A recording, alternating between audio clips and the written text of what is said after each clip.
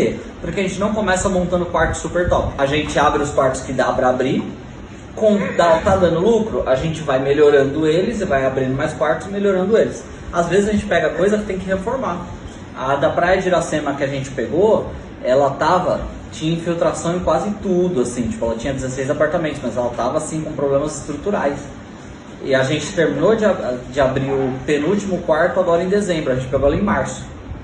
Por quê? Porque eu uso o próprio lucro da própria pousada para abrir mais quartos. Eu não vou ficar pegando dinheiro de uma pousada e injetando na outra para acelerar o crescimento dela, se o meu objetivo é pegar mais pousadas. Depende do que tem de lucro, a gente usa para pegar mais pousadas e cada pousada vai se melhorando com o próprio lucro.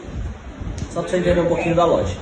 O nosso objetivo hoje não é fazer publicidade das pousadas, porque as pousadas, elas rodam sozinhas. Eu tenho Booking, eu tenho Airbnb, eu tenho aplicativos que funcionam muito bem, eu tenho todo um trabalho por trás que o call center faz venda sozinho.